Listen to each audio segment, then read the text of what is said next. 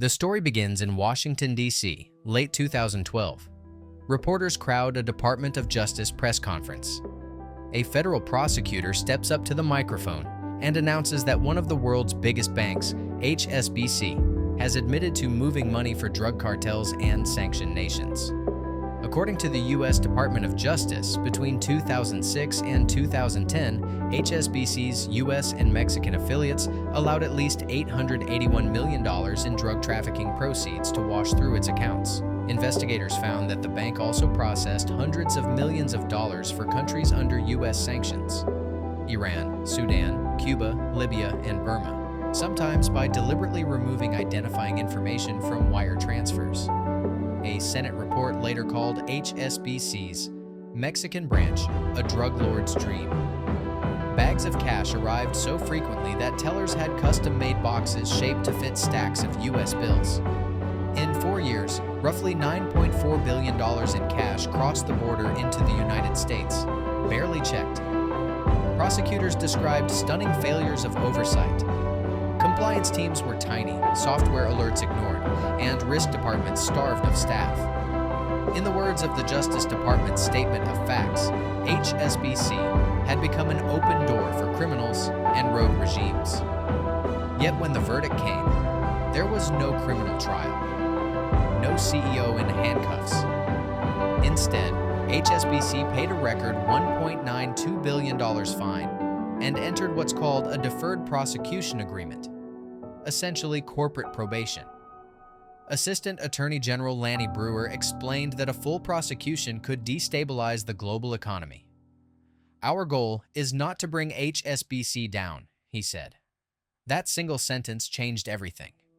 Overnight, "too big to jail" entered the public vocabulary. Reuters, BBC, and The Guardian ran with the phrase. Senator Chuck Grassley accused the government of selling a get-out-of-jail-free card. Senator Elizabeth Warren told Congress, "If you launder nearly $1 billion for drug cartels, you pay a fine and sleep in your own bed at night." The markets barely flinched. According to Bloomberg, HSBC's stock actually ticked upward. Investors called the fine a bullet dodged. Within months, profits rebounded. The message was clear. The system had punished the crime with pocket change. From 2012 through 2017, an independent monitor lived inside the bank, filing confidential reports to regulators. When the monitorship quietly ended, the Justice Department declared HSBC reformed. But within a year, new scandals emerged. In 2014, the UK Financial Conduct Authority and the US Commodity Futures Trading Commission found that HSBC traders had joined private chat rooms, nicknamed the cartel, to rig foreign exchange rates. The bank paid roughly $600 million in fines. No executives faced charges. Then came Swiss leaks in 2015. According to the International Consortium of Investigative Journalists, files from HSBC's Swiss private banking arm showed accounts tied to tax evaders, arms traffickers, and corrupt officials. Over 100,000 clients across 200 countries, holding more than $100 billion in hidden assets. HSBC said the data were historic, insisted it had reformed, and paid Swiss authorities 40 million Swiss francs to settle. Between 2012 and 2020, HSBC paid billions in penalties worldwide for laundering, sanction breaches, tax evasion facilitation, and rigging markets. Yet not one senior executive was jailed. As the Wall Street Journal put it, HSBC's fines had become a cost of doing business. What made HSBC untouchable wasn't its innocence. It was its importance. The US government needed it to clear trillions of dollars each day. The UK viewed it as a pillar of London's finance industry. Hong Kong saw it as vital to the city's economy. Punish HSBC too harshly, and you risk shaking the global system itself. That's the paradox. A bank large enough to break the law is also large enough to escape its consequences. And every time that happens, the cost shifts quietly onto everyone else. Because while the bank recovered, ordinary people never truly did. The 2012 scandal came on the heels of the Great Recession. Millions had lost homes, savings, and jobs. Families were still rebuilding. And yet, the same institutions that fueled risky markets and laundered cartel money were being protected in the name of stability. Fast forward to 2025, and that logic hasn't changed. According to HSBC's own 2024 report, the bank earned more than $32 billion in pre-tax profit, its highest in over a decade. Meanwhile, middle-class families around the world face record housing costs, shrinking savings, and rising credit card debt. Global household debt is near an all-time high. Mortgage rates are the highest in years. Small businesses are cutting back as lending standards tighten. Yet the same banks posting record profits are warning of consumer weakness, as if the struggle were happening somewhere else. The truth is, it's connected. Every time a megabank pays a fine instead of facing justice, it reinforces a system that shields power at the top and passes risk down the line. The profits that stabilize global markets often come from the same interest rates and fees squeezing ordinary people. In 2025, HSBC is still thriving. Its executives talk about efficiency and growth in Asia. But behind those headlines is a simple reality. The world's biggest banks are making more than ever, while the average household feels poorer. And that's why this story matters now. Because the HSBC scandal wasn't just about one bank breaking the rules. It was a warning of what happens when accountability disappears. The people who get fined are not the people who pay the price. We are. So the question isn't just how HSBC got away with it. It's what that tells us about the world we live in today, where the line between financial crime and financial policy keeps getting thinner. To understand how a bank became powerful enough to escape punishment, and how that power now shapes politics from London to Beijing, we have to look at what came next.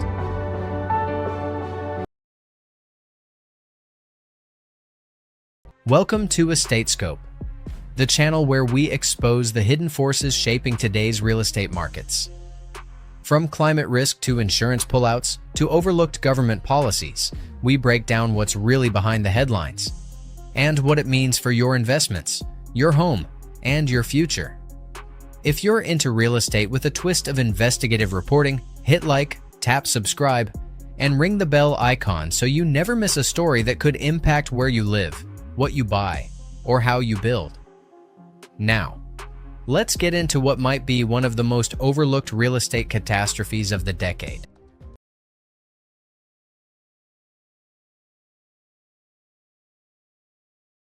Act 2. The Modern Power Game. When you look at HSBC today, you don't just see a bank. You see a nerve center, a place where money, power, and politics all collide. And in 2025, that collision has never been more dangerous. HSBC operates in more than 60 markets, but 2 of them rule its destiny: China and the West. Roughly 2/3 of its profits still come from Asia, nearly half from mainland China and Hong Kong. Yet it's legally based in London and clears most of its global business in US dollars. That means every major tension between Washington and Beijing runs straight through HSBC's balance sheet.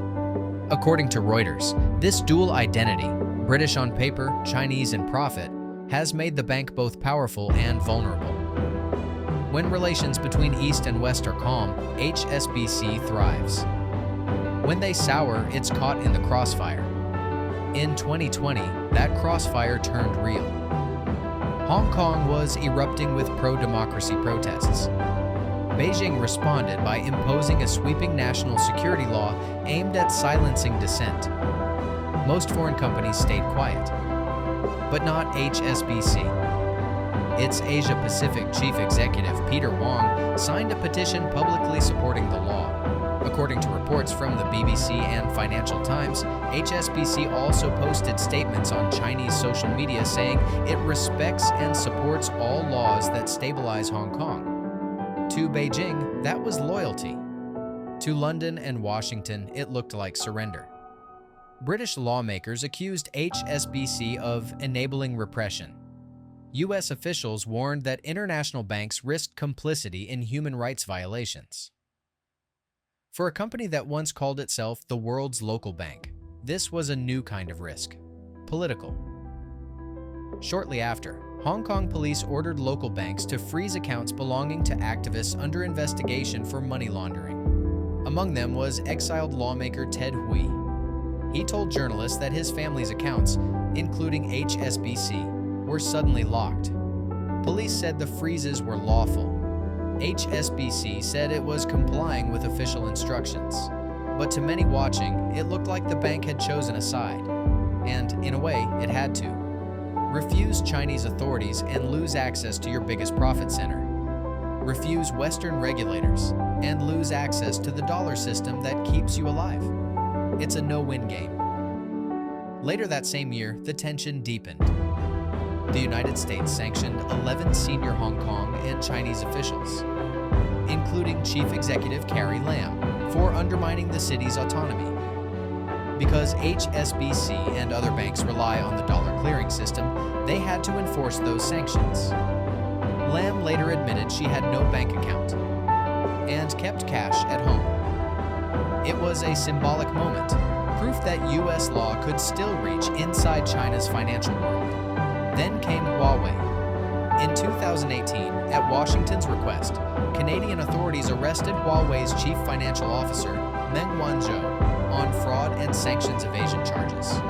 According to Canadian court filings cited by Reuters and Bloomberg, HSBC provided information to U.S. prosecutors that supported the case. Beijing was furious. State-run media called HSBC a traitor to China. Soon, several Chinese state-owned companies reportedly cut ties. Labeling HSBC high-risk, regulators launched new investigations into its mainland operations. For a moment, HSBC's future in China looked uncertain. But pulling out of China was never an option. The region supplies nearly all its growth. And that's the problem. When your profits depend on both superpowers, neutrality becomes impossible.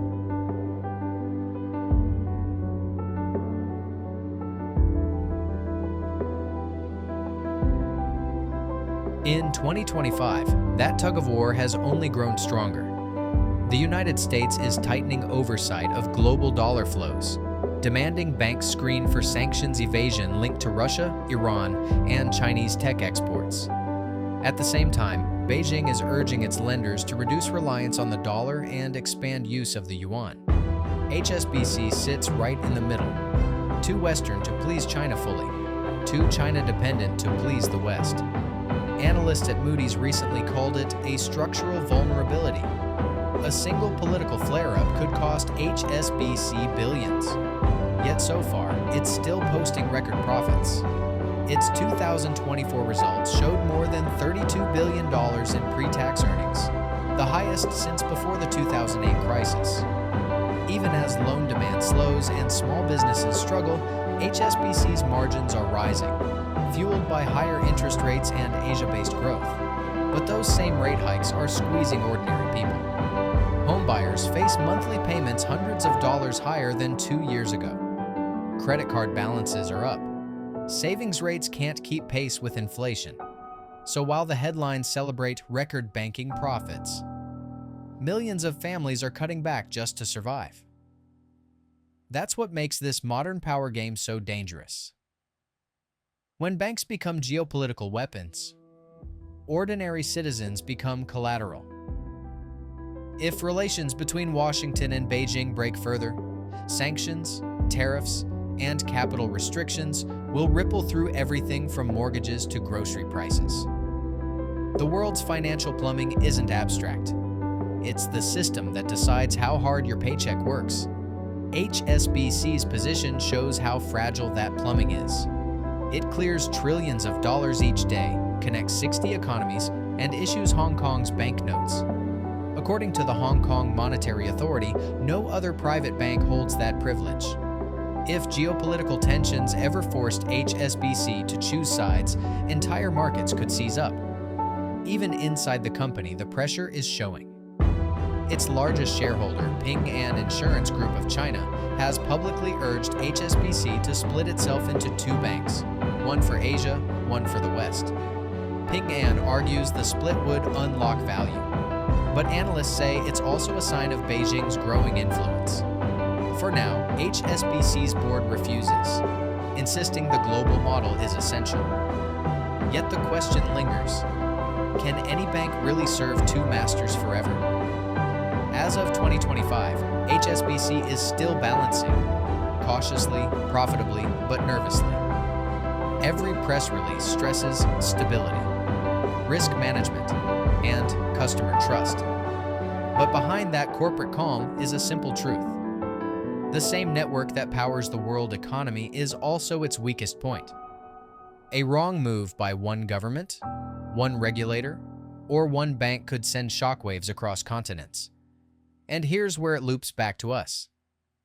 Because when global finance catches a cold, everyday life catches pneumonia. Trade slows. Interest rates swing.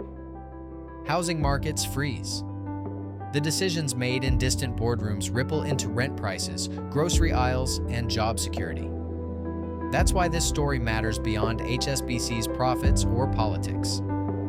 It's about who really carries the risk when power plays out on a global stage. And it's rarely the people in the boardroom.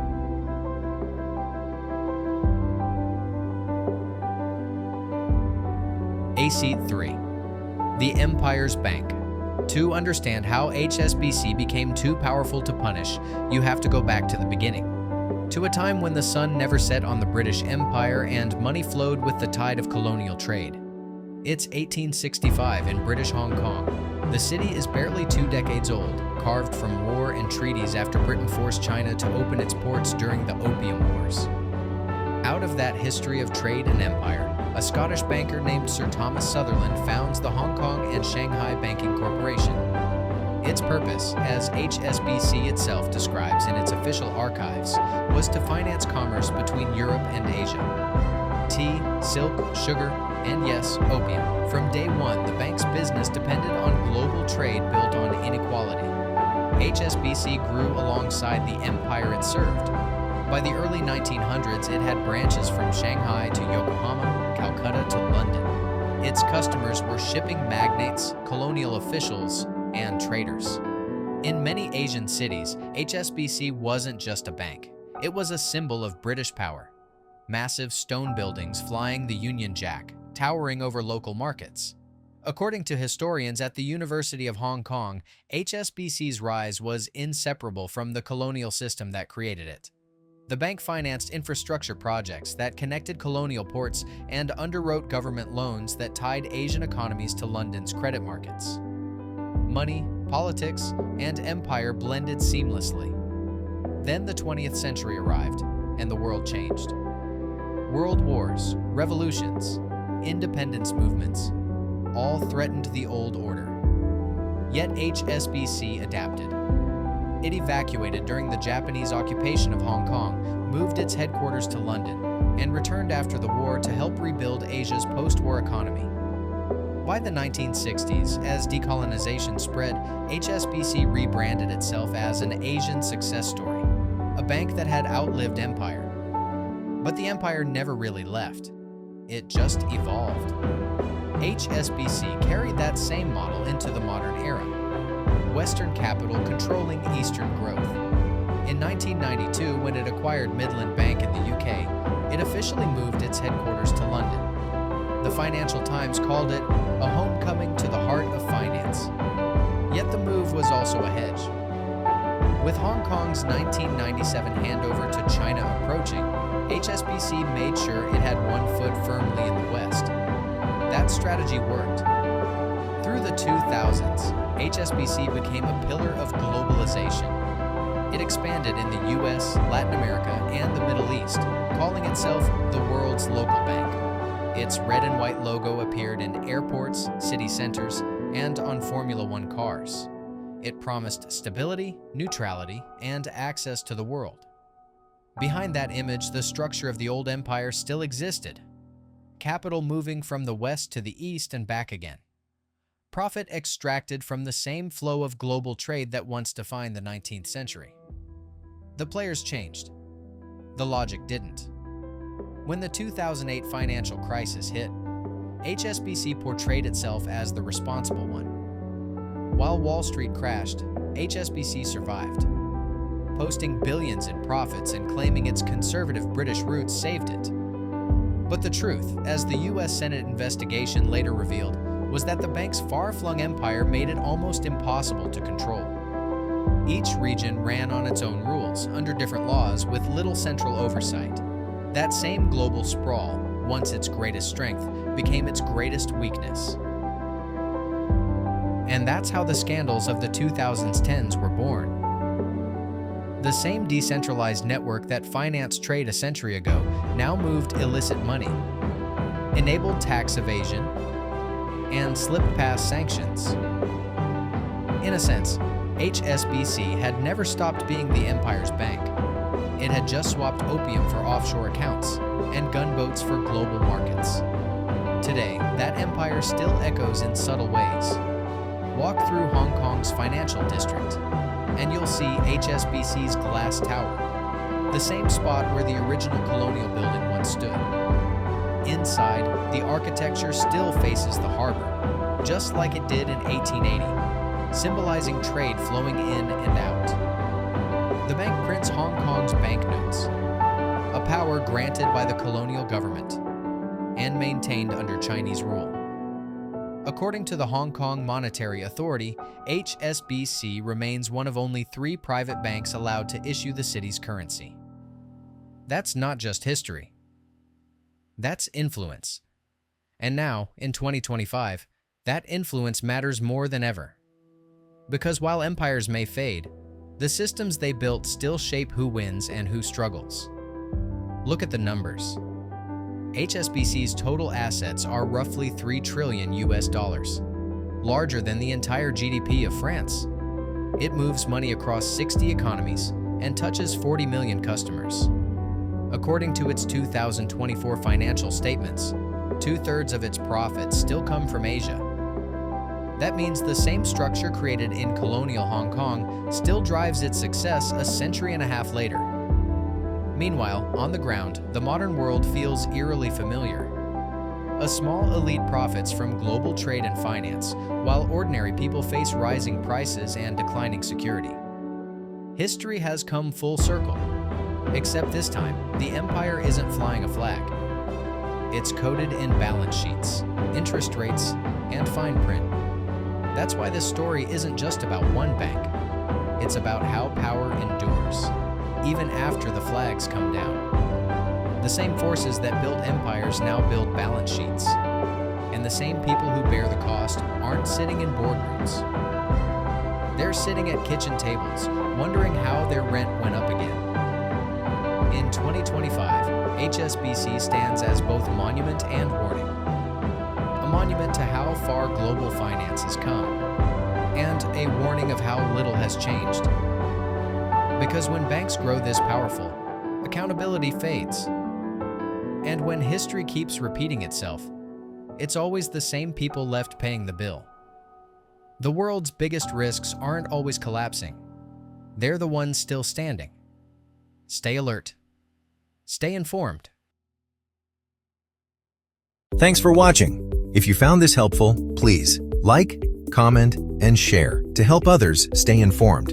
And don't forget to visit EstateScope on YouTube for the full video and more real estate insights.